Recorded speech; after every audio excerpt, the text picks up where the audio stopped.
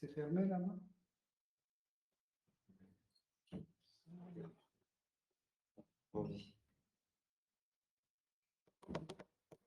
On peut commencer? T'as lancé l'enregistrement?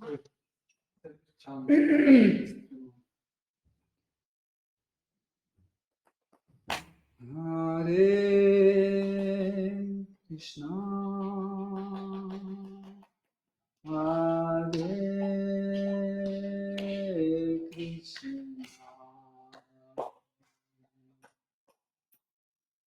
Krishna Krishna, Hare Hare, Hare Rama, Hare Rama, Rama Rama, Hare Hare, Hare Krishna, Hare Krishna, Krishna Krishna, Hare Hare, Hare Rama, Hare Rama,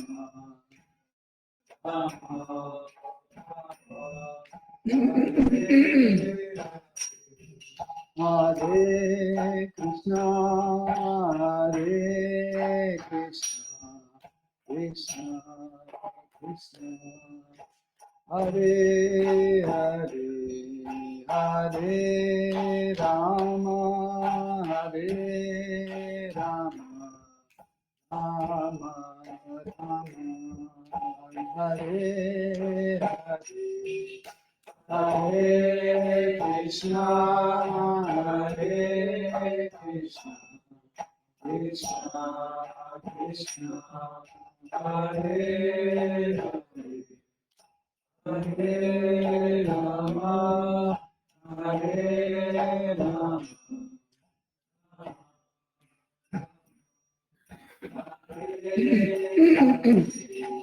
Hare Krishna, Hare Krishna, Krishna Krishna, Hare Hare, Hare Rama, Hare Rama, Rama Rama, Hare Hare, Hare Krishna, Hare Krishna, Krishna Hare Hare, Hare Rama, Hare Rama, Rama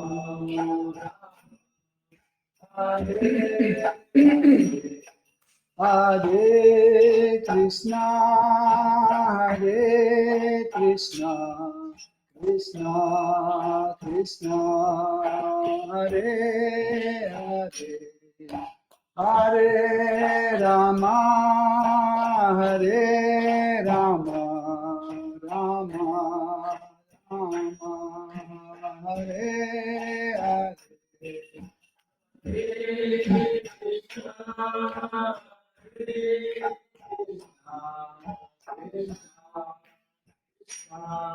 Hare Hare, Rama,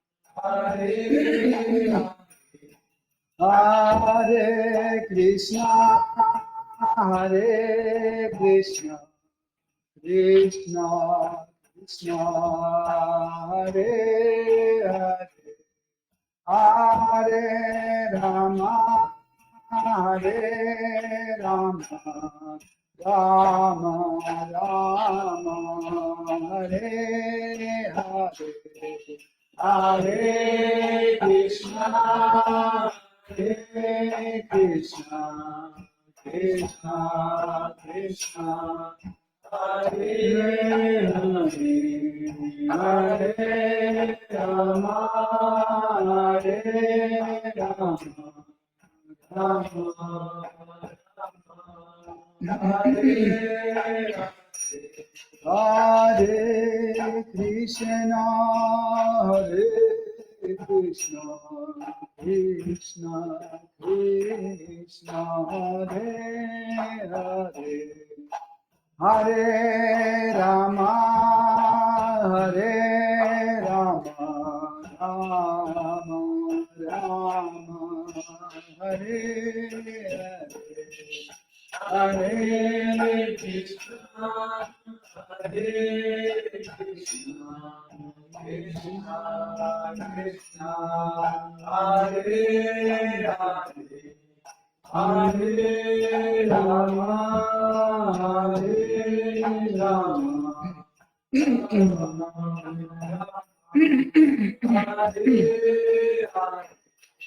Hare Krishna, Hare Krishna, Krishna Krishna, Hare Hare, Hare Rama, Hare Rama, Rama Rama, Hare Hare, Hare Krishna, Hare Krishna, Krishna Krishna, Hare Hare, Hare Rama, Hare Rama, Rama Rama, Hare Hare, Hare Krishna, Hare Krishna, Krishna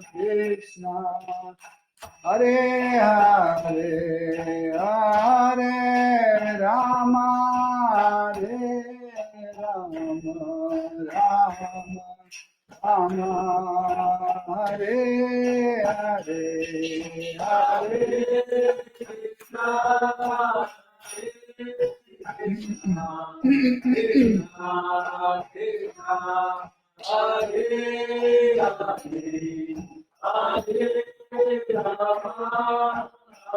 Krishna,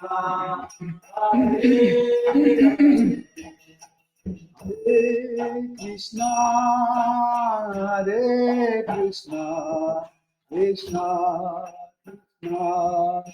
Hare Hare, Hare Rama, Hare Rama, Rama Rama, Hare Hare, Hare Krishna, Hare Krishna,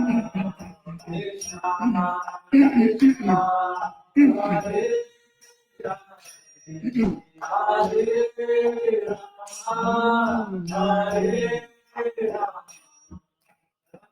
Hare Rama, Hare Hare, Hare Krishna, Hare Krishna, Krishna Krishna, Hare Hare, Hare Rama, Hare Rama, Rama Rama, Hare Hare, Hare Krishna, Hare Krishna, Krishna Krishna, Hare Hare,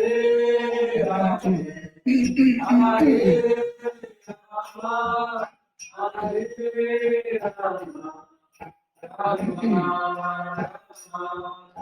Hare Jaya Radha Madhava, Kunja Bihari, Jaya Radha Madhava, Kunja Bihari, Jaya Radha Madhava, Kunja Bihari,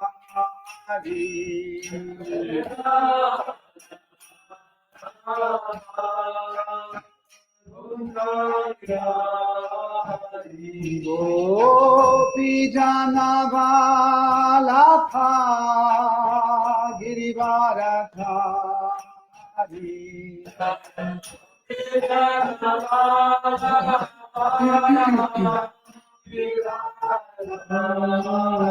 Gopi Janavalakha Girivaradhari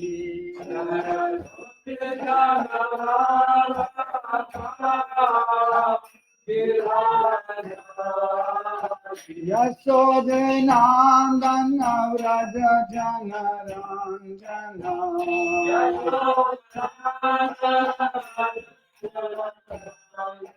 Yasodhanandana Vraja Janaranjana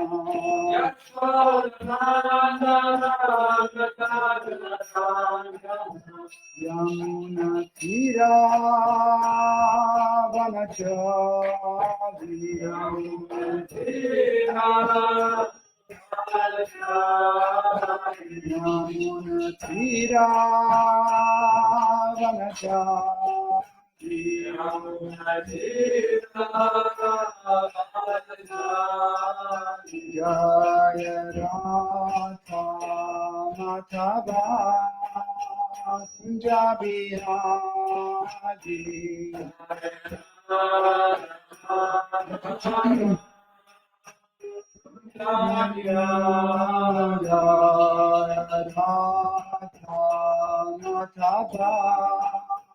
Punjabi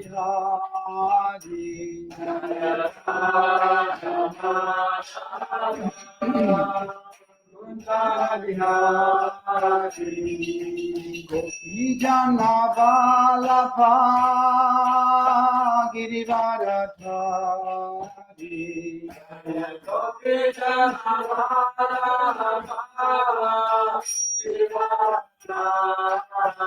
Gopi Janavalakha Girivaradhari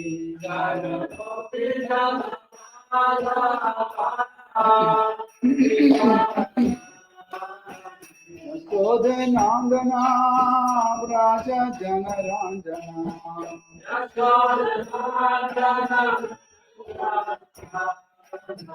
Yasodhanandana Vraja Janaranjana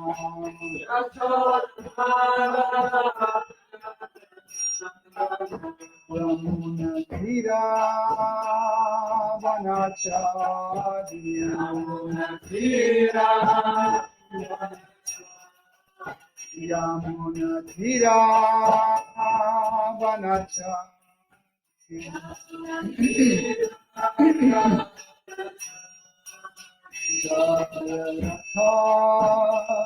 Madhava Punjabi Haji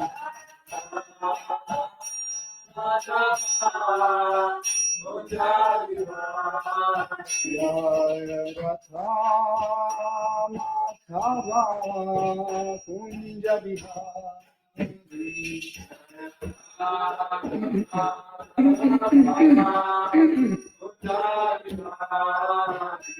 Jai Jai Shri Radha Padmeshwara ki Jai Shri Jagannath Swami Padita Pavan ki Jai Shri Radha Govinda ki Jai Shri Jagannath Shri Baladev Shri Mati Subhadra Devi ki Jai Shri Nita Shri Sudadvaita Chandra Gagadhara Shri Vasadi Gaura Bhakta Vrinda ki Jai Shri Shri Gauranta Shri Shri Gauranga Nihari Goswami ki Jai Shri Lakshmi Narasimha Prahlad Maharaj Shri Sudarshan Chakra ki Jai Jai Sitaram Lakshman Hanuman Bharata Shatrugna Yurtagam ki Jai Tulsi Maharani Bhakti Devi ki Jai Shri Guru Parampara ki Jai Saraswati Devi ki Jai Shri Prabhupada Padit Pavana ki Jai Shri Guru Devi ki Jai Tout gloire au Dévoilement Saint.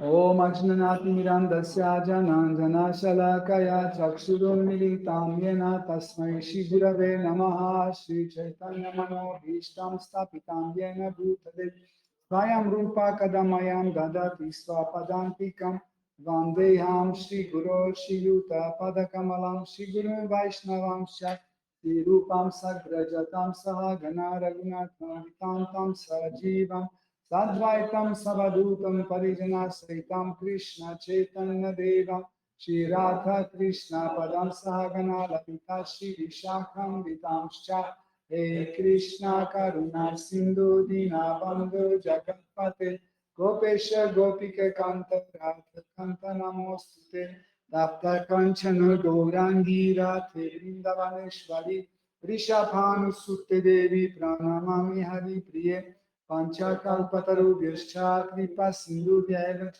Patitanam Pavanebhyo Vaishnavebhyo Namo Namaha Nama Om Vishnu Padaya Krishna Preshtaya Bhutale Shrimate Bhakti Vedanta Swami Niti Namine Namaste Saraswati Devi Gauravani Pracharine Nirvishesha Shunyavadi Paschatya Deshatarine Jai Shri Krishna Chaitanya Prabhu Nityananda Shri Advaita Gadadhara Shivasadi Gaura Bhakta Vrinda Hare Krishna Krishna Krishna Hare Hare Hare Rama Rama Hare Hare Hare Nama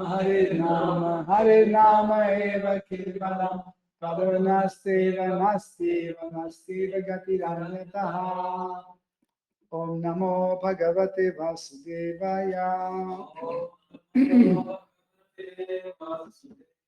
Om Namo Bhagavate Vasudevaya Om Namo Bhagavate Vasudevaya. Om Namo Bhagavate Vasudevaya Om Namo Bhagavate Vasudevaya.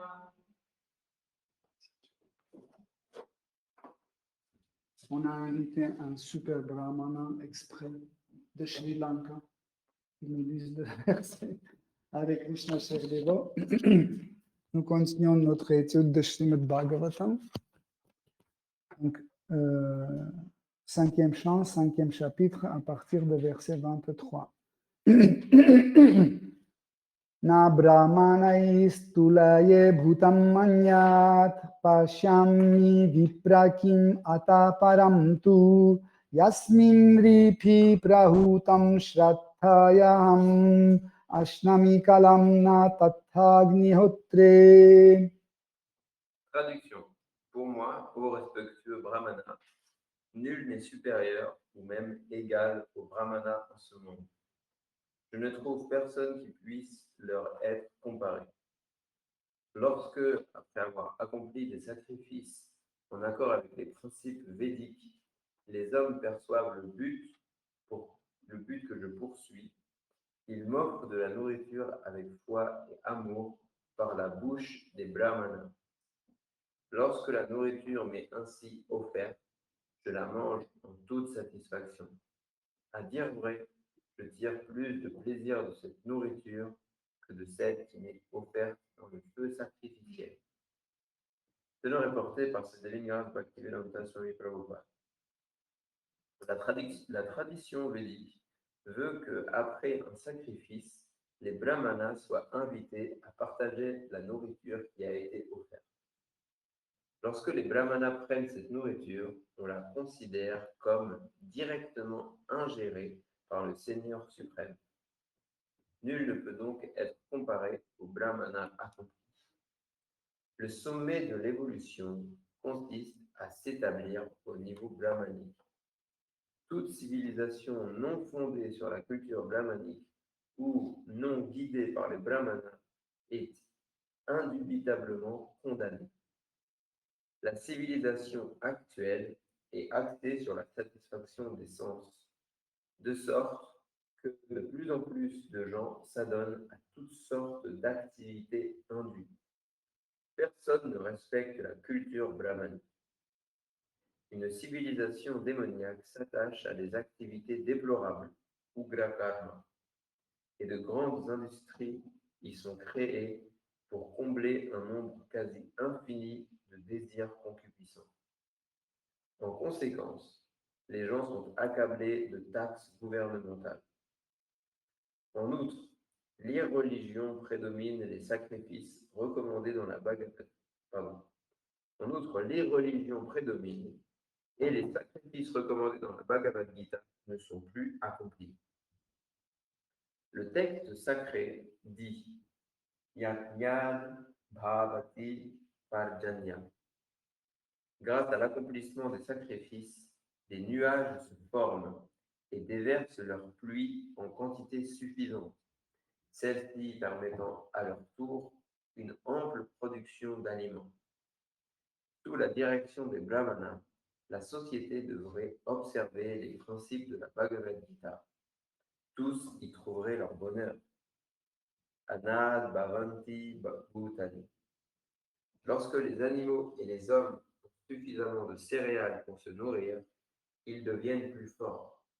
Leur cœur devient plus serein et leur esprit s'apaise. Ils peuvent alors progresser dans la vie spirituelle et atteindre ainsi le but ultime de l'existence. Merci.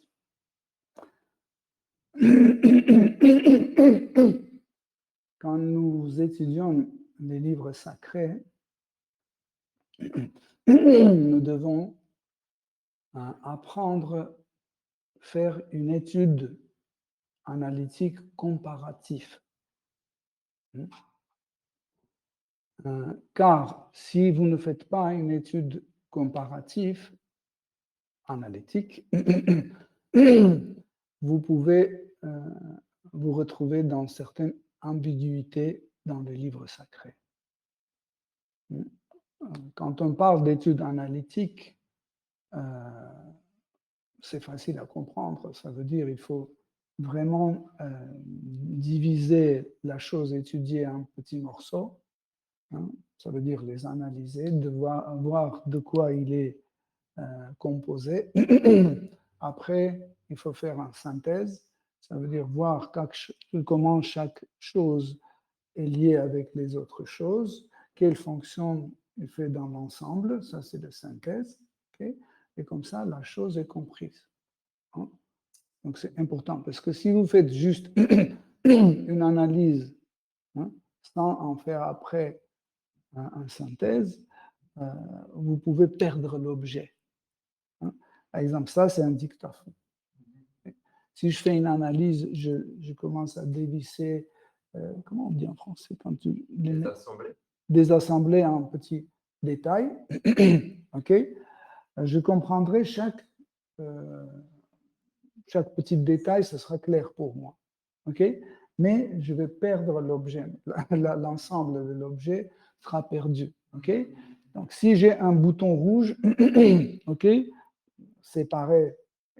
Donc, je dois comprendre que ce bouton rouge, il est là, et quand on appuie dessus, il y a un autre truc là, il met en contact avec ça, et ça met l'électricité là, et la voix est transformée en signe numérique, etc., etc.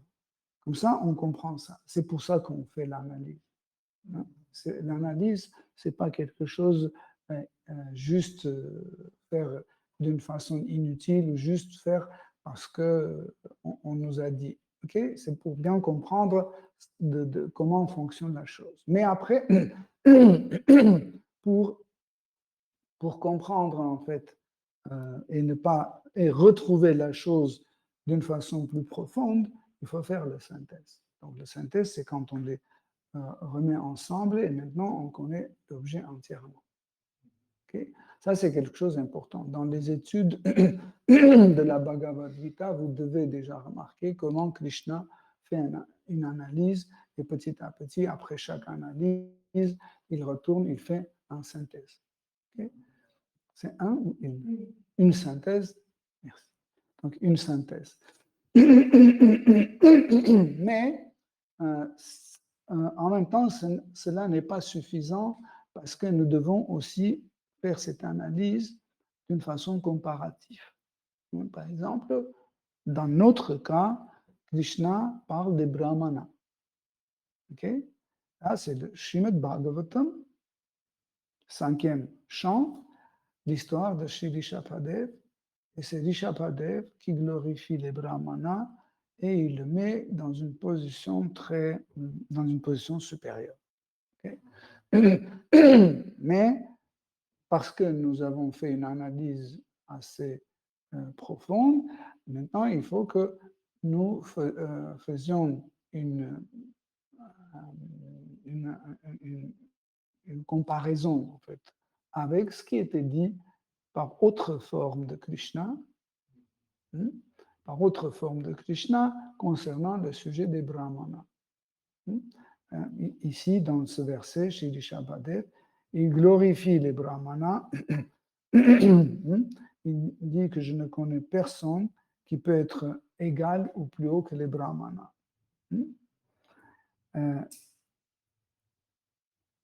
Déjà,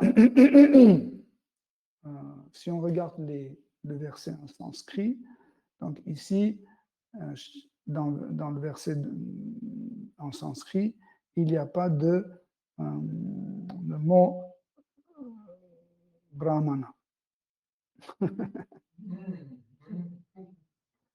Il y a un autre mot, vipra. Vipra veut dire celui qui est bien éduqué, avec un diplôme d'État. je rigole. Mais vipra, c'est un savant. Un savant, celui qui connaît des choses, un savant, vipra. Et ici, Shri Rishabhadev utilise ce terme, vipra, pour dire qu'en fait, celui qui connaît la vérité, dans la société des êtres vivants, il est placé le plus haut. Je crois qu'il y a marqué Brahmana au début. Où? Au début. Non, Brahmana. Oui, mais après, il y a un autre. Vipra, après. Ah oui, c'est vrai, au début, il y en a. Oui. Mais après, il dit Vipra. Après, oui, oui. Et ce Vipra, en fait, je voulais dire qu'il y a...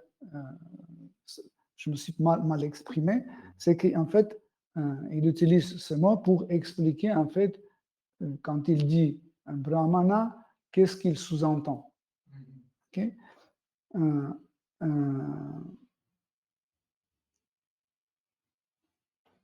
Ce qui est important aussi, c'est que si on fait une comparaison avec Krishna, habitant de Vraj, il dit que les punitions de Mère Yashoda sont plus agréables pour moi que les citations des brahmanas. Donc, dans les autres versets, il dit, je ne vois personne qui est plus haut et plus digne à être respecté que les gopis. Donc, les gopis ne sont pas des brahmanas. Okay? Mais Yashoda n'est pas un brahmana. Donc, comme ça, nous allons dire que non, mais ça, c'est quelque chose qui ne correspond pas. Il y a une contradiction. D'un côté, vous dites ça, et de l'autre côté, vous dites autre. En réalité, si vous vous souvenez, une fois, on a parlé qu'en fait, chaque forme de Krishna a une certaine public, une certaine catégorie de public. C'est pour ça que chaque fois, Krishna vient dans telle ou telle forme. Il ne vient pas toujours comme chez Narayana ou comme chez Vishnu ou comme chez Ram. Pourquoi chaque fois il arrive sous une autre forme? Parce que il répond au sentiment de ses dévots. Et il y a la notion d'un karma collectif. Quand il s'agit d'un karma collectif, c'est là où Krishna vient parce qu'il y a une sorte de gens qui doivent faire la connaissance avec cette forme de Krishna. Par exemple, vous voyez, Sri Ramachandra est venu à une époque précise où il y avait des gens qui sont venus du monde spirituel, mais aussi ceux qui ont retrouvé, par rapport à ses propres sentiments, ils ont retrouvé Sri Ramachandra. Donc, ça, c'est une possibilité de voir ensemble, en fait, à ce moment-là, voir telle forme de Krishna. Donc, mais quand on observe le monde spirituel tel qu'il est écrit dans les livres sacrés, tel qu'il est décrit dans les écrits des grands Vaishnavas, nous voyons que dans le monde spirituel, on ne trouve pas des brahmanas, on ne trouve pas des kshatriyas, on ne trouve pas des shudras, etc. Donc, et si on suit juste la logique, on peut dire, bon, s'il n'y a pas de brahmana dans le monde spirituel, donc il y a quelque chose qui manque dans le monde spirituel. Encore une fois, les brahmanas, quand on parle des brahmanas, on parle de 4 varnas. Okay? Donc, Shudra, Vaishya, Kshatriya et les brahmanas. Parce que dans un autre contexte, le mot brahmana n'est pas utilisé comme dans ce verset. Vous voyez, au départ, il y avait le mot brahmana et après, c'était le mot vipra. Vipra, ça veut dire il s'agit des gens qui sont meilleurs connaisseurs de la vérité. Donc,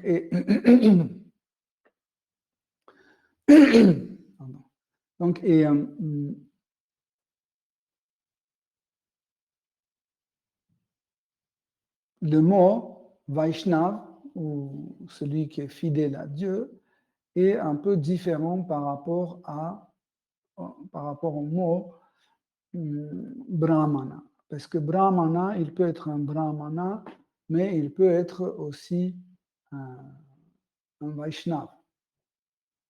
Mais Vaishnav peut ne pas être un Brahmana. Mais dans le verset suivant, on va voir comment. Tu peux lire le verset suivant, comme ça, parce qu'on va en parler. Les Védas représentent la manifestation sonore éternelle de ma personne, d'où leur nom de Shabda Brahma. Ici-bas, les Brahmanas étudient soigneusement tous les Védas, et parce qu'ils en assimilent les conclusions, on les considère comme représentant les Védas personnifiés. Ils sont établis dans le Sattvaguna, l'attribut spirituel suprême. De ce fait, ils possèdent la maîtrise du mental, Sama, et celle des sens, Dhamma, et de même que la véracité, Satya. Ils expliquent les Védas selon leur sens originel et par pure compassion, Anugraha, on enseigne l'objectif ultime à toutes les âmes conditionnées. Ils pratiquent l'austérité, Tapasya, et la tolérance, Tiksha, et ont conscience de la position respective de l'être infinitésimal et du Seigneur suprême, Anubhava. Telles sont les 8 qualités des Brahmanas. Ainsi, d'entre tous les êtres vivants, nul n'est supérieur au Brahmana. Merci. Donc, les qualités des Brahmanas décrites ici, vous pouvez voir chez les dévots, chez les Vaishnavas, qui ne sont pas des Brahmanas. Ils sont Vaishyas, qui sont Kshatriyas, même qui sont Shudras, parce que, en fait, Vaishnav, il est hors caste, il est hors Varna. Pourquoi? Parce que, en fait, tout ce qui est décrit ici, ce n'est pas la qualité d'un Vaishnav. Même si Vaishnav, il développe en lui ce genre de qualités, comme patience, la compassion, la tolérance, etc., la véracité, etc.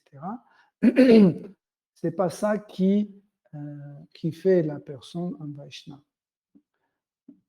Il y a pas beaucoup, on peut rencontrer les personnes qui sont honnêtes, qui possèdent toutes ces qualités, mais ils ne sont pas des Vaishnavas. Ils ne s'abandonnent pas à Krishna. ils sont indifférents pour Krishna. Okay? C'est quoi qui fait un Vaishnava? C'est la dévotion. C'est la seule chose qui fait d'un être vivant un Vaishnava, c'est la dévotion. Et souvent, les dévots, ils pensent que si on est atteint un sattva guna, donc automatiquement, on va devenir un Vaishnava.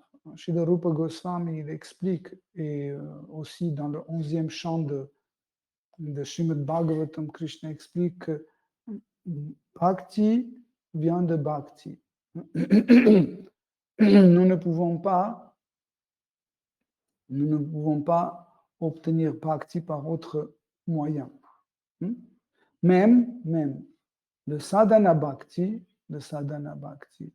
ne peut jamais nous amener en Bhava Bhakti si elle est privée de Bhakti.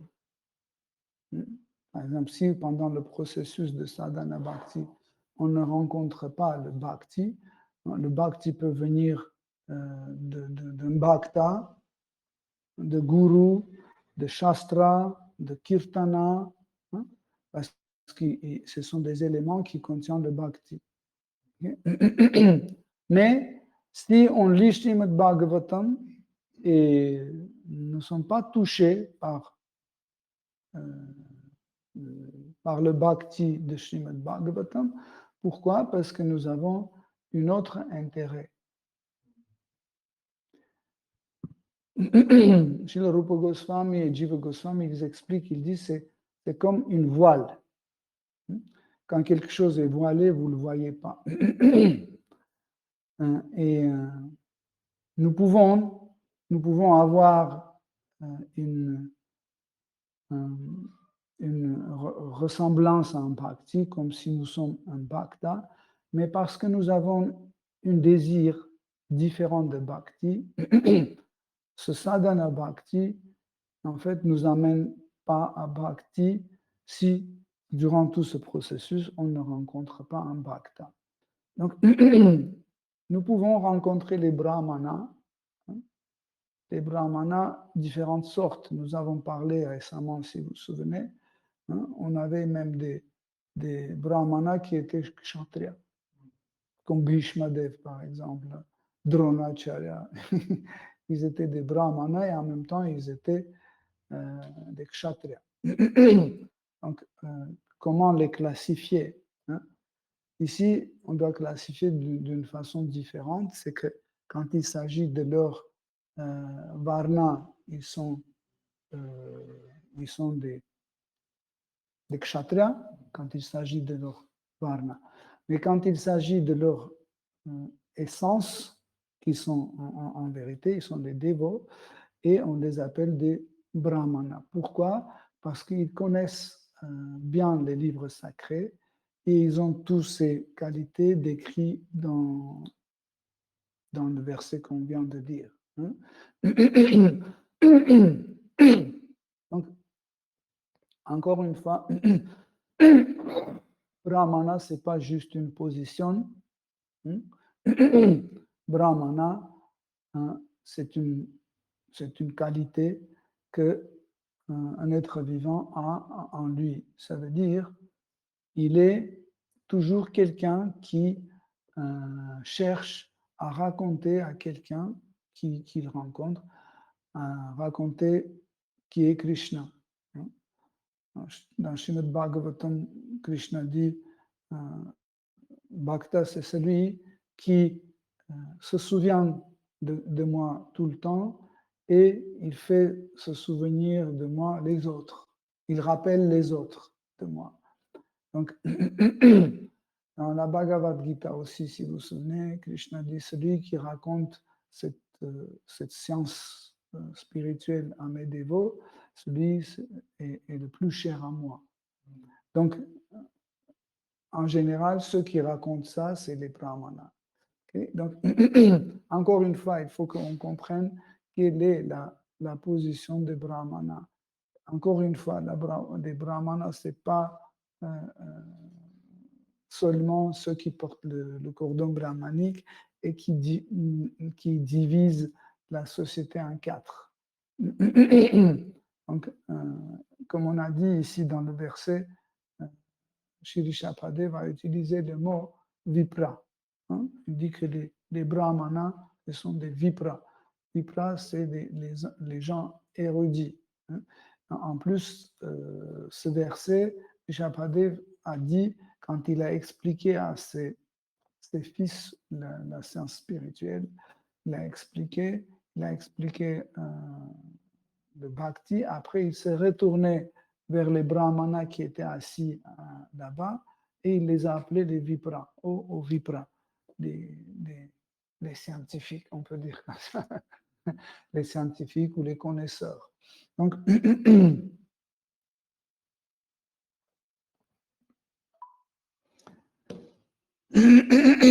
et il dit que dans ce verset, Shri Shapadev, il dit que les brahmanas savent comment me satisfaire.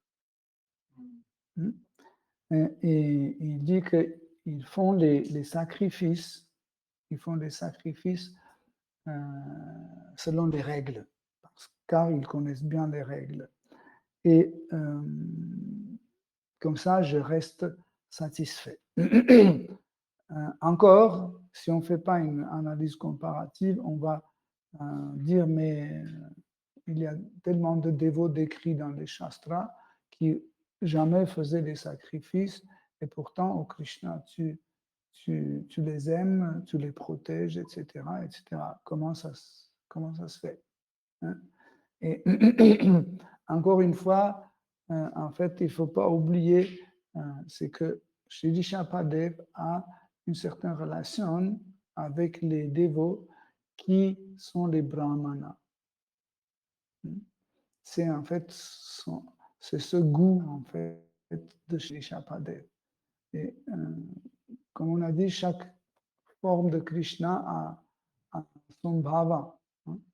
Par exemple, Shri Narayana a son bhava, Ramachandra a son bhava, chacun a son bhava et chacun a sa relation avec ses dévots d'un tel ou tel type. Hein. Ici, dans le verset,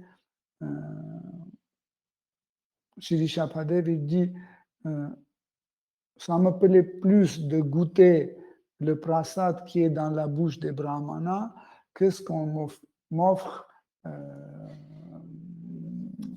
autour d'un sacrifice. Ça, c'est quelque chose d'hyper important à comprendre. Krishna est Rishikesh, on dit, il est le maître de tous nos sens. Pourquoi? Parce que Krishna est lié directement à tous nos sens. Donc, si par exemple, je prends un morceau de sucrerie, donc le goût que ma langue perçoit, immédiatement ressenti par Krishna, immédiatement, parce que c'est lié.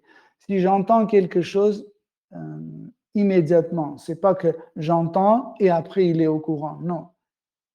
Lui, il est au courant en même temps, il écoute en même temps ce que j'écoute, il voit en même temps ce que je vois, il sent en même temps ce que je sens. Okay? Mais il sent comme je sens. Vous voyez? Parce que chacun d'entre nous a sa propre perception des choses.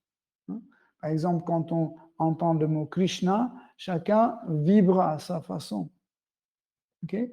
Et Krishna dit, ah oui, lui, il vibre comme ça, lui, il vibre comme ça, et pourtant l'information est la même. C'est la même information.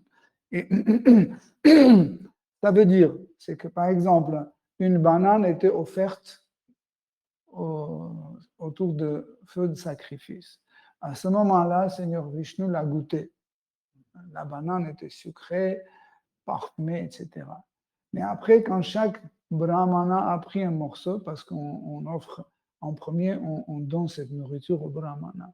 Et à ce moment-là, quand le brahmana met dans sa bouche, le goût de ce banane que le brahmana ressent plaît plus à Krishna parce que c'est mélangé avec la dévotion de ce brahmana. Vous voyez la différence? quand, quand deux bandits, Jaga et Madai, ont attaqué Sri Nityananda Prabhu et Sri Chaitanya Mahaprabhu très fâché, et il est allé pour les anéantir, et Sri Nityananda Prabhu a demandé pardon pour eux. Et Sri Chaitanya Mahaprabhu les a pardonnés et ils se sont abandonnés à Gauranga, à Sri Chaitanya Mahaprabhu, et ils sont devenus des dévots de Sri Chaitanya Mahaprabhu. Immédiatement, avec tous les dévots, Jaga et Madai sont rentrés dans la maison de Srivas Thakur. Imaginez. Et il y avait beaucoup de monde dedans. Et quand ils ont vu Jaga et Madai, les deux bandits qui entrent là, ils étaient terrifiés. Ils disaient, qu'est-ce qu'ils font là? Là, ils vont mettre la pagaille partout, ils vont tout casser, etc. Ils avaient peur. Et Sri Chaitanya Mahaprabhu a dit, non, là, ce sont vos deux frères. Désormais, je vais manger à travers leur bouche. Oui. Donc, il a dit, ils étaient des bandits, mais maintenant, ils sont au niveau des brahmanas. Ça veut dire, je vais manger à travers leur bouche. Oui. Donc, encore une fois, on essaie d'analyser, faire une synthèse, faire des comparaisons pour vraiment comprendre le sens de Brahman. Parce qu'aujourd'hui, nous prétendons d'être des brahmanas parce qu'on a fait un sacrifice, on nous a donné un cordon brahmanique, on est très content, on dit voilà, maintenant vous devez me respecter parce que je suis un brahmana. Et pourtant, Srimad Bhagavatam dit qu'il n'y a pas de brahmana. Vous pouvez dire, mais dans ce cas-là, pourquoi tu as pris l'initiation brahmanique si c'est faux, si ça n'existe pas? En fait, c'est les circonstances qui nous poussent à prendre sannyas, c'est les circonstances qui nous poussent à prendre brahmana, l'initiation brahmanique. Pourquoi? Parce qu'il y a une catégorie des gens, tamasiques et rajasiques, qui ne comprennent pas, en fait, qu'il y a la notion de dévot. Pourquoi? Parce que ce sont des religieux. Les religieux ont du mal à accepter la dévotion. Les religieux qui vont à l'église ou au temple, ils se prosternent devant des murtis, etc. Okay? Il fait une donation et il part, il dit, voilà, c'est fait. Et il est tranquille, il dort tranquille chez lui. Mais un dévot, un Vaishnava, quand il va au temple, donc il respecte les règles du temple, mais il ne comprend pas, est-ce que ça satisfait? Il commence à se douter, est-ce que mes hommages t'ont fait plaisir? Est-ce que quand je chante les mantras comme ça par cœur, est-ce que ça te fait plaisir? Il commence à réfléchir, à avoir des doutes, est-ce que c'est comme ça ou est-ce que c'est pas comme ça? Est-ce que les fleurs qu'il a apportées, est-ce que c'était bien ou pas bien? Est-ce que Krishna a aimé ou pas? Mais un brahmana, il raisonne comme ça. Dans les règles, la longueur de guirlande doit être tant. Les fleurs doivent être comme ça. S'il le fait tout, il dit, donc Krishna est content. Tandis qu'un Vaishnava, il est un peu différent. Il dit, mais sûrement, il a dit, j'en ai marre de cette guirlande, je veux une autre guirlande. Okay?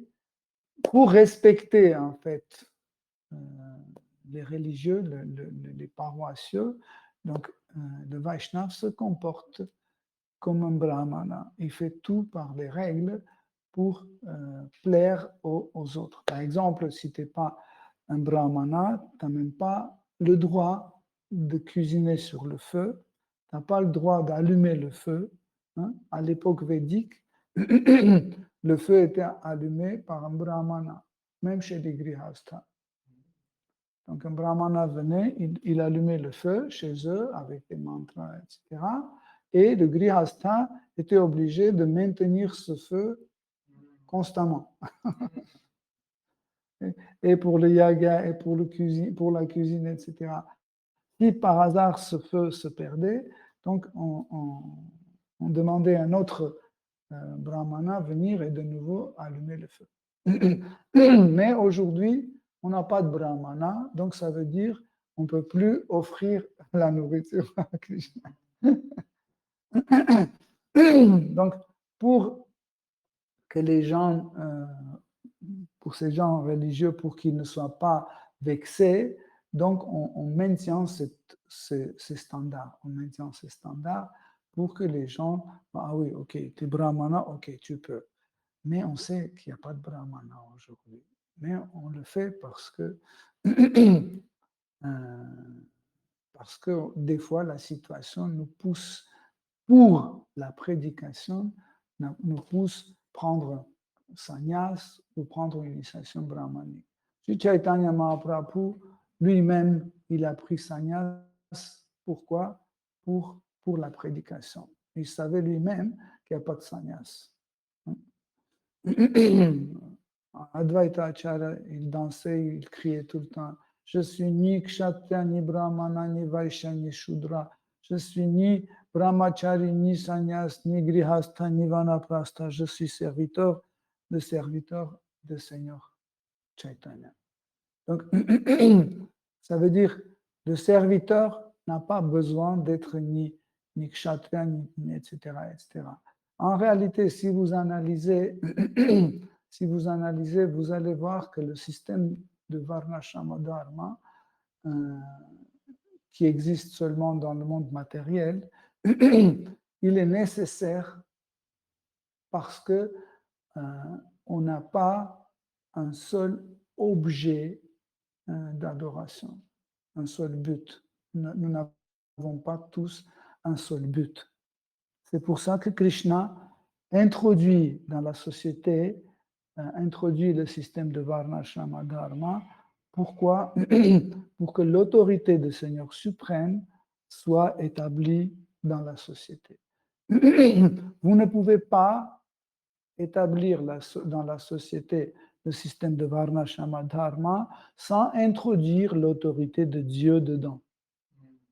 Souvent, je vois que les dévots même, ils analysent le système de Varnashrama Dharma juste en expliquant les qualités des Brahmanas, les qualités des Vaishya, Shudra et des Kshatriya. Ils ne sont pas applicables. Vous ne pouvez pas appliquer le Svadharma de Kshatriya, par exemple. Vous allez dire à ce Kshatriya, tu dois protéger cette personne. Il doit dire pourquoi. Qu'est-ce qu'il a fait pour moi pour que je le protège?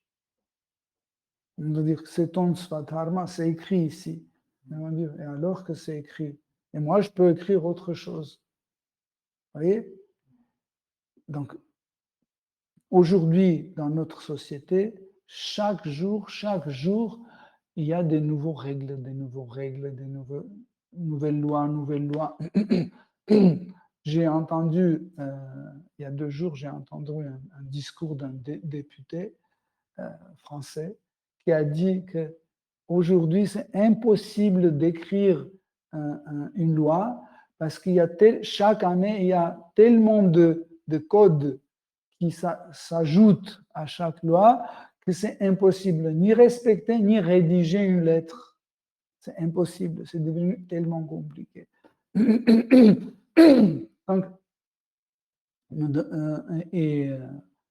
nous voyons que toutes ces règles, toutes ces lois qu'on édite aujourd'hui dans la société où il n'y a pas de Dieu, dans une société athée, appliquer les principes de système Varnashrama Dharma, impossible, parce que tu vas dire ton devoir est tel, je vais dire qui a dit ça?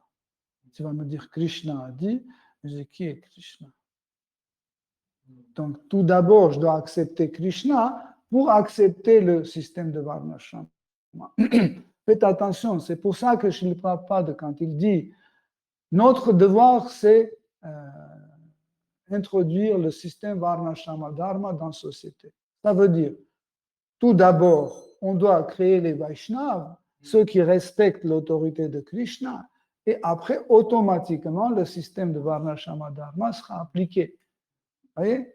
Parce que s'il n'y a pas d'autorité de Seigneur suprême dans le système de Varnashrama Dharma, ça sera inapplicable, parce que chacun va dire, bon, tu penses comme ça et moi je pense comme ça.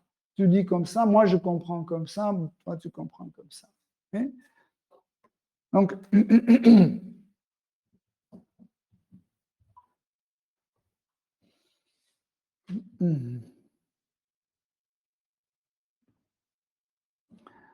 donc il dit, Shri Rishabhadev, il dit que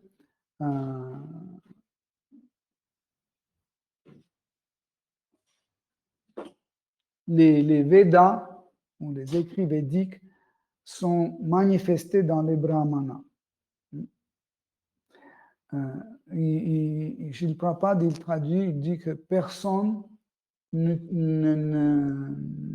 n'étudie aussi profondément les Shastras que les Brahmanas. Donc, ça c'est aussi une particularité des Brahmanas, parce que des Brahmanas veulent comprendre la vérité absolue. Celui qui veut comprendre la vérité absolue, il est très très proche à la vérité absolue. Krishna explique, dans la Bhagavad Gita, il y a 4 types de gens vertueux qui viennent à moi. Donc, venir à moi, ça veut dire pratiquer la conscience Krishna. Ça veut dire, il arrive pour pratiquer la conscience Krishna. Et le premier, c'est les souffrants, les deuxièmes, c'est les désireux, troisième, c'est les curieux, et les quatrièmes, c'est ceux qui veulent comprendre la vérité absolue. Autrement dit, on peut les appeler les brahmanas. Donc, ça veut dire, tous ces quatre-là, c'est ceux qui peuvent devenir des dévots.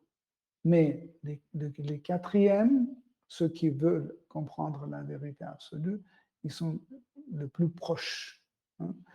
Différentes acharyas, ils ont différents points de vue sur ce point. Certains disent qu'il s'agit des gyanis, qui veulent comprendre le Brahman impersonnel. Certains disent qu'il s'agit de Bhagavata Vastujnana, ça veut dire de la connaissance sur le Bhagavan, Dieu la personne suprême. Et certains disent qu'il s'agit seulement de Brahmana traditionnels, et les autres disent qu'il s'agit de ceux qui sont tout simplement en sattva guna. Donc, je me souviens que chaque fois quand on parlait de ce verset, les dévots étaient seulement pour que ça, c'est ceux qui sont en sattva guna. Ils disaient toujours comme ça, mais après, quand tu étudies, comme j'ai dit au départ, quand tu fais une étude analytique comparative, tu vois qu'en fait, il y a beaucoup d'autres points de vue. En général,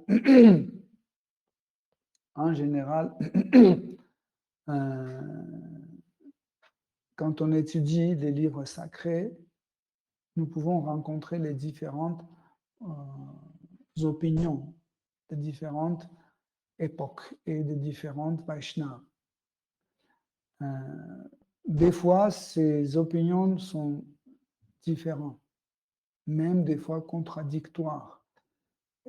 Et quelle position nous devons prendre par rapport à ça?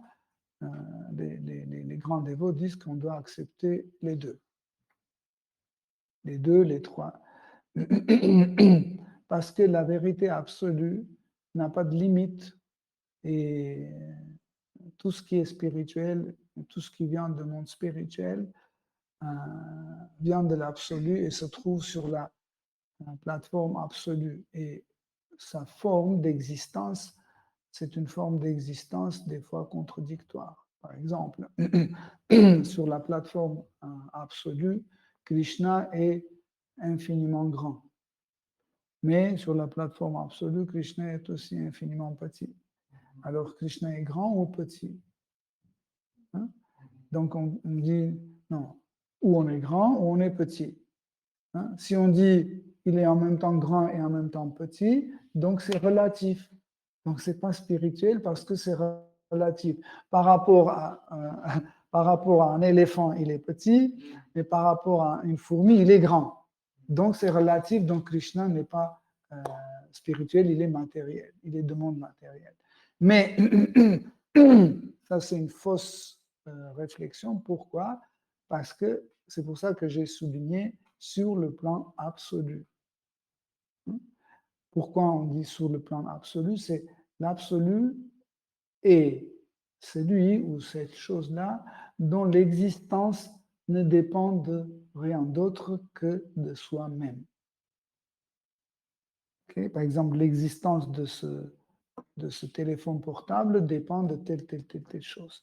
Mais l'existence de Krishna dépend seulement de sa propre existence. Okay? Donc, pour cela, Krishna est sur la plateforme absolue, donc il peut être et petit et grand.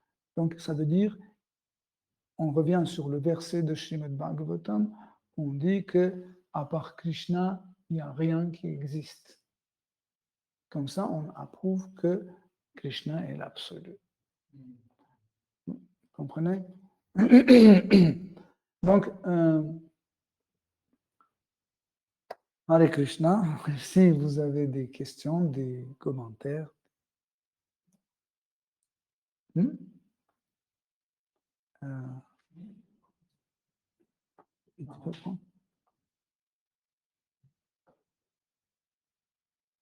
Krishna, merci pour ce Krishna Kata.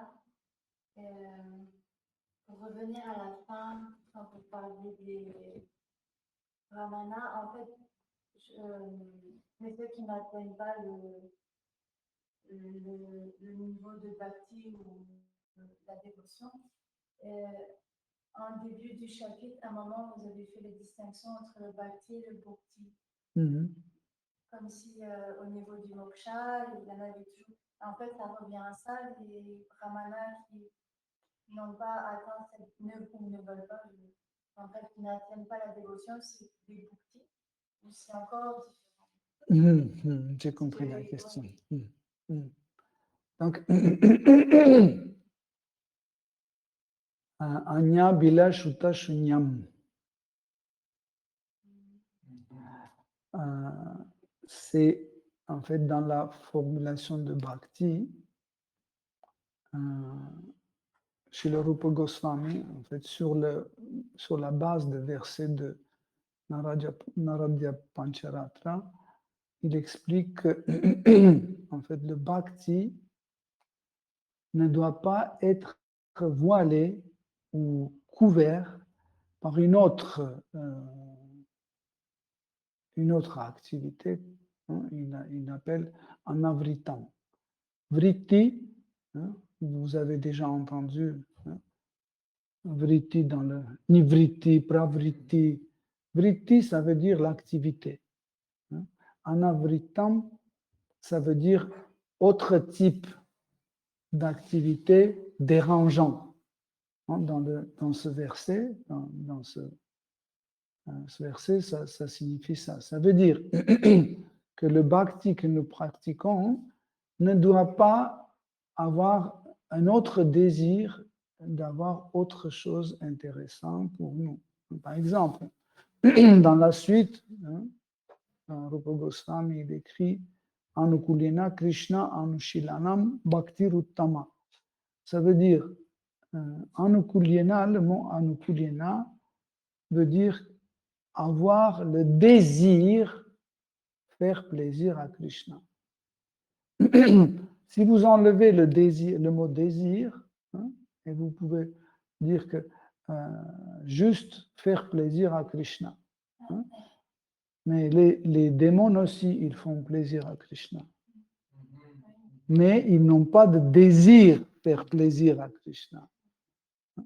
Par exemple, Hiranyakashipu qui se bat avec Shinrsimhadev, du point de vue de Shinrsimhadev, hein, il accepte comme son serviteur.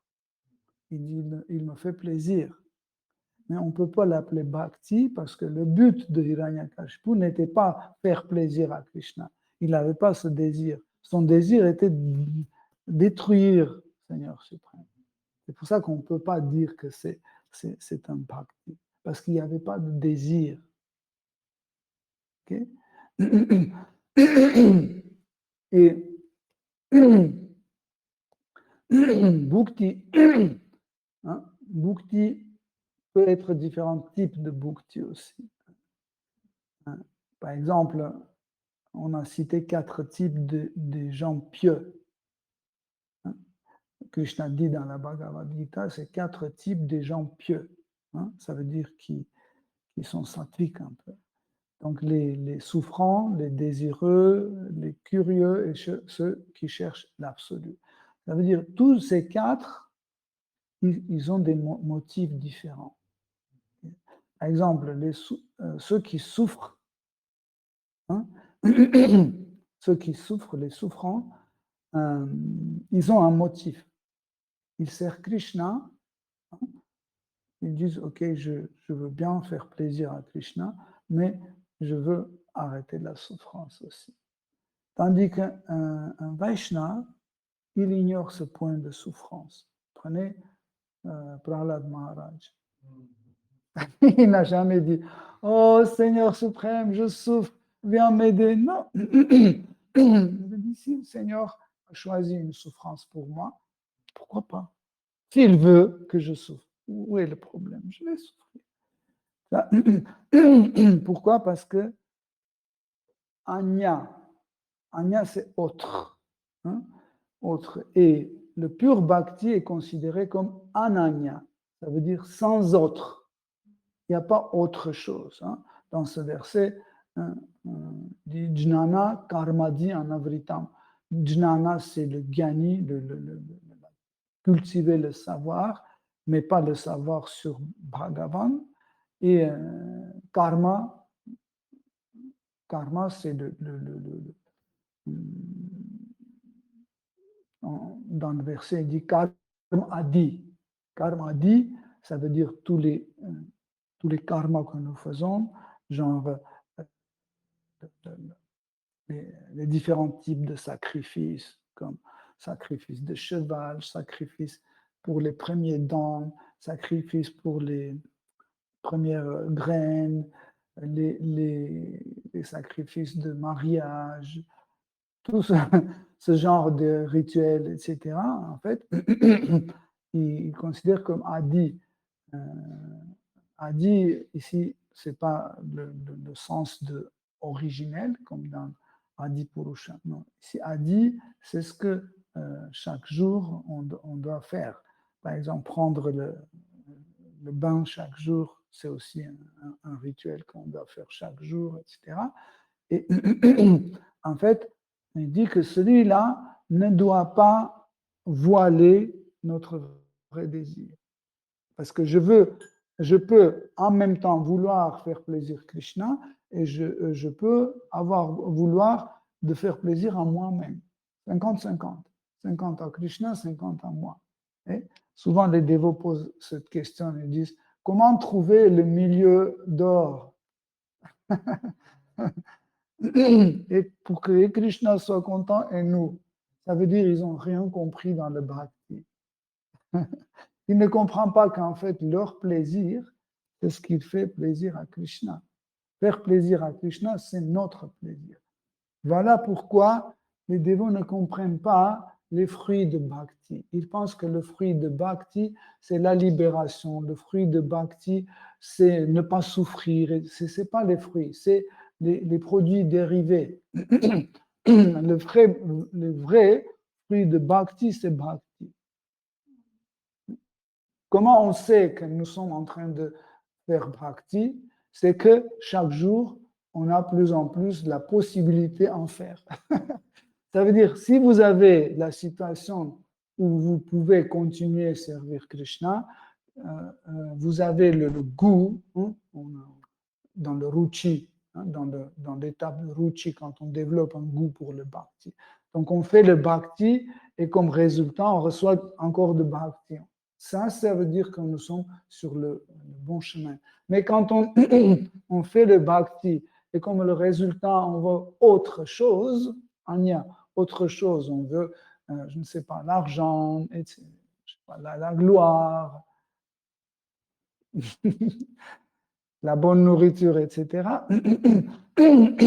Ça veut dire que nous n'avons pas compris quel est le but de Bhakti.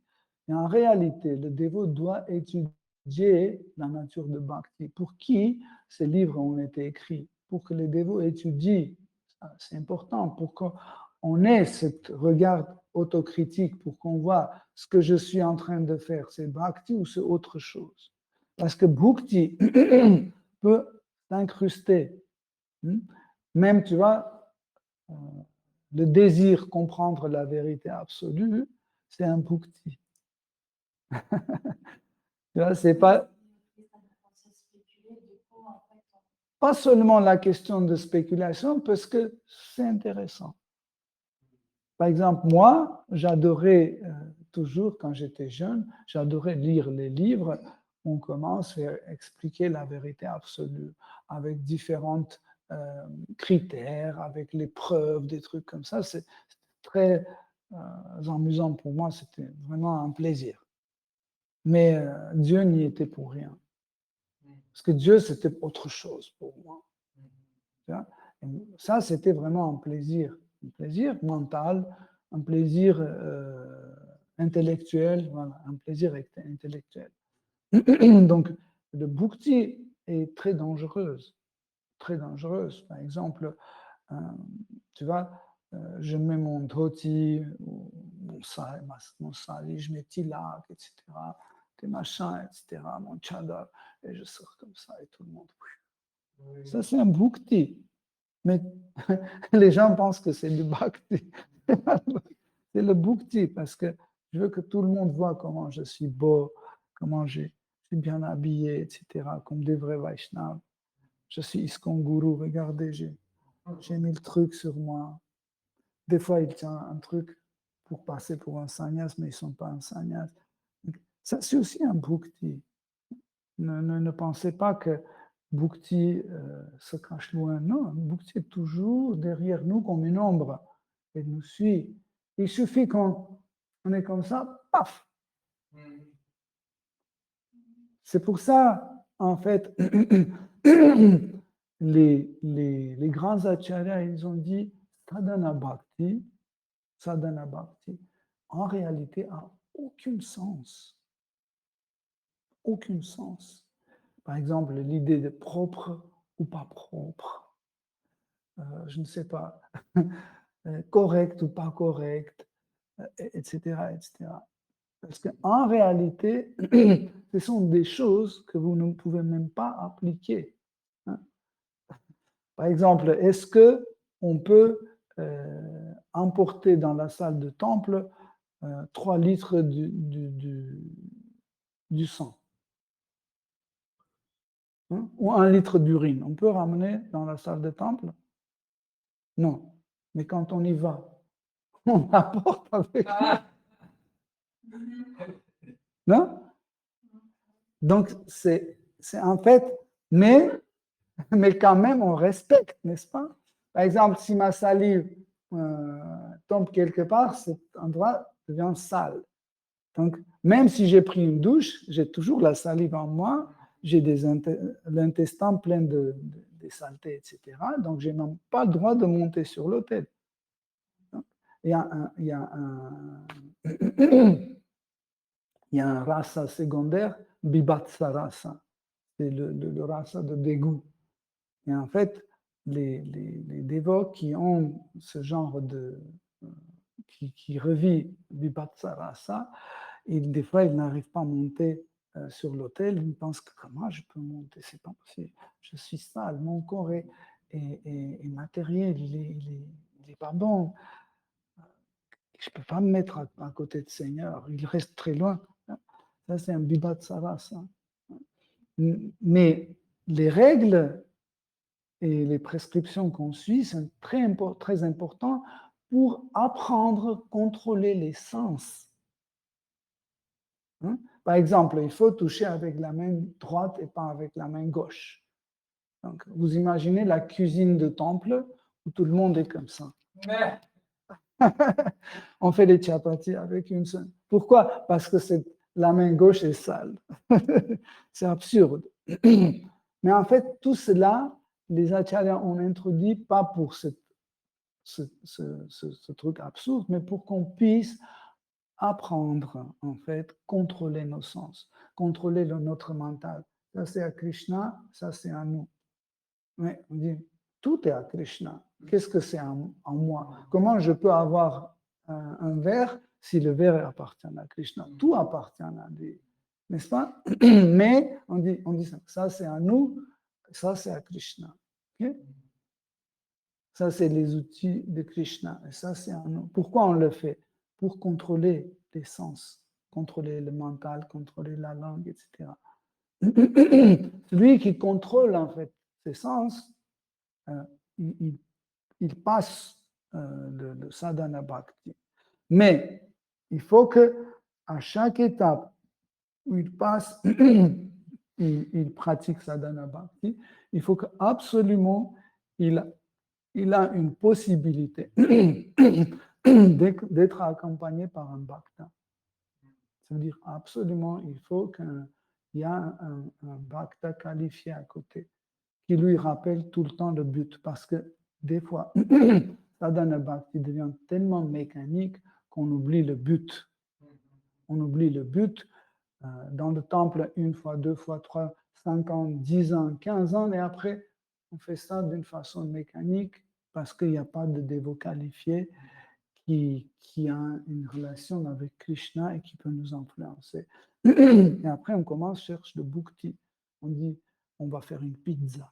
Allez, on va faire une pizza le soir. À 9h du soir, les brahmacharis amènent une pizza de pizzeria pour que personne ne voit.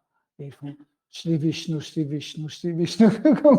Comme si Krishna n'est pas Vishnu. Comme Vishnu, c'est quelqu'un à qui on peut offrir une pizza. À Krishna, on n'a pas le droit d'offrir. C'est le même Krishna. Ils offrent ça soir. Ça, c'est un bhukti. Ça, c'est un bhukti parce que, en fait, il n'y avait pas l'idée de faire une pizza pour Krishna. L'idée, c'était manger du pizza. Donc, bhukti, c'est ces choses-là. En fait, en quel moment, chez un bhakta, commence à partir ce désir de bhukti. Vous pouvez ne pas croire dès le départ. Shraddha. Dès le Shraddha, dès qu'on développe une petite foi envers Krishna, une petite partie de notre bhukti commence à partir. Après, quand on est censé de rencontrer les dévots, quand on fait satsanga, là aussi le bhukti commence à partir.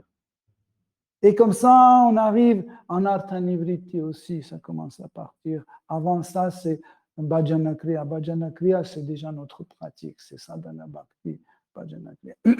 Après, quand il y a un artha-nivritti, là, on se stabilise et on fait, est-ce qu'on peut manger du chocolat ou est-ce qu'on ne peut pas manger du chocolat?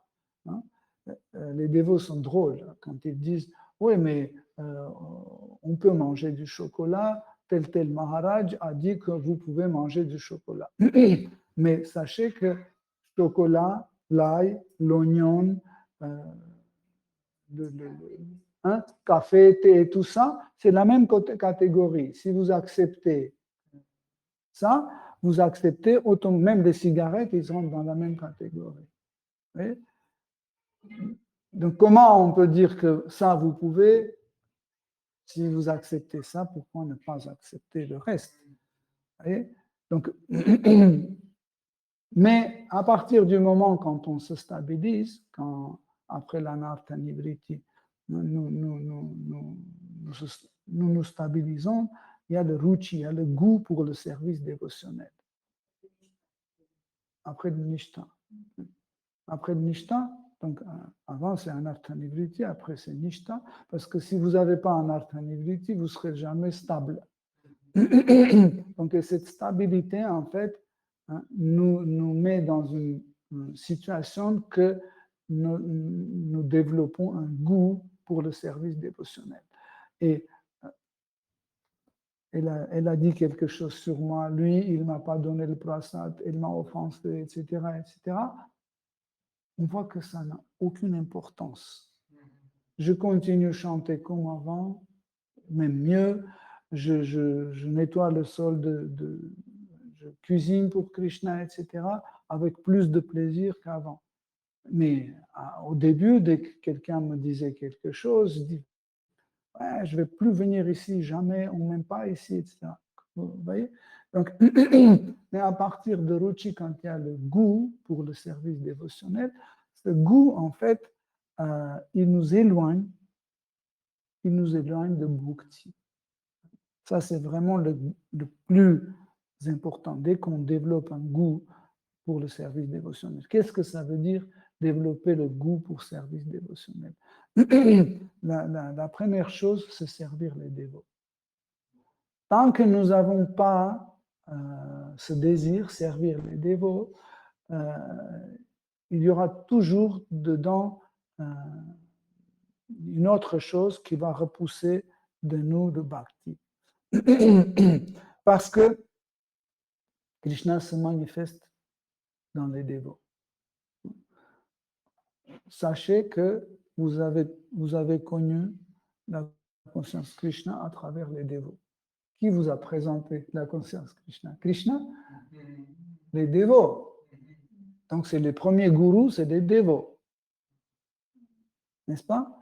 Donc, Krishna n'est pas venu en direct, il a dit, Brat, c'est moi, Krishna de la personne. C'est les dévots qui nous ont donné Krishna. Donc, on a des dettes envers les dévots, entre guillemets.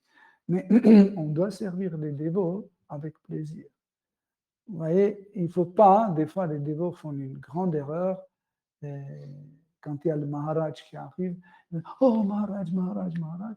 Et il y a un autre dévot qui dit, à quelle heure commence la conférence, s'il vous plaît? Je ne sais pas.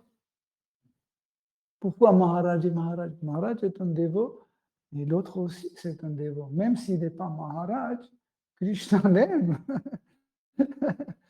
Krishna l'aime. Donc, Srila Prabhupada, il disait, vous devez servir tout le monde, à chacun apporter dont il a besoin pour devenir un dévot. Il n'aimait même pas quand les dévots jetaient les objets, frappaient avec les pieds, etc. Srila Prabhupada, il n'aimait pas ça. Il dit ça, c'est l'énergie de Krishna. On doit être conscient chaque instant. Hein? Donc, en revenant à ta question, si tu arrives à comprendre le sens des règles et prescriptions, tu vas voir qu'en fait, il nous aide de se séparer. Mais, encore une fois, tant qu'il n'y a pas de bhakti, tu seras dans le bhakti. Parce que c'est le bhakti qui nous protège.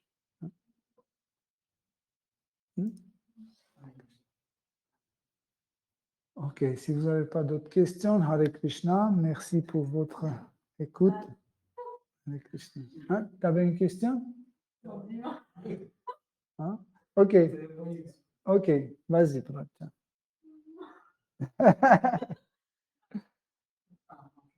Ah, Sacha, c'est le premier.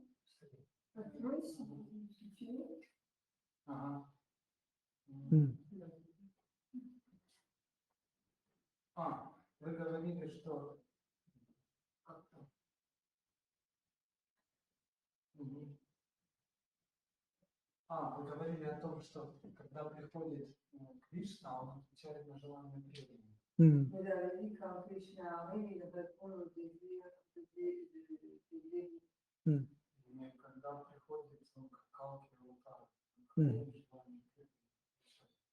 quand Krishna arrive sur la forme de quelqu'un, alors comment on peut dire et comment il fait qu'il satisfait les désirs. En fait, Kali Yuga, c'est une période très difficile. Et plus on avance dans le temps, vers la fin de Kali Yuga, plus les démons deviennent plus agressifs et plus cupides. Ils vont avoir plus en plus. Et ils commencent à persécuter les dévots.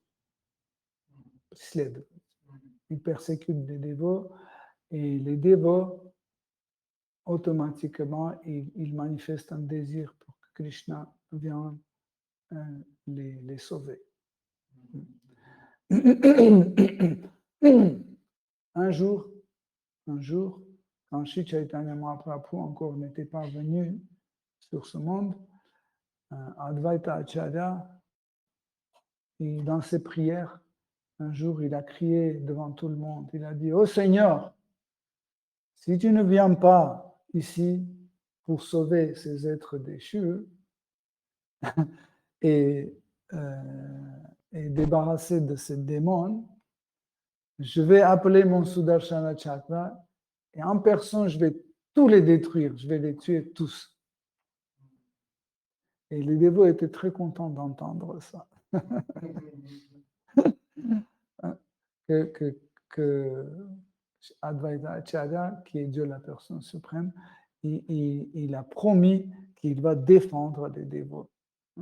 Donc, et en fait, le désir sur lequel il répond, c'est le désir d'anéantir des démons. Donc, Sri Chaitanya Mahaprabhu, il l'a fait avec le Saint-Nom, avec avec son amour pour Krishna, il a fait à sa façon. Mais Kalki Avatara va venir et il va le faire pour ceux sur lesquels le Saint-Nom n'a pas agi. Okay. Hare Krishna. Ok. Shri Srimad Bhagavatam ki jai. Srila Prabhupada ki jai. Toute gloire aux vos assemblées. Hare Krishna. Hare Krishna.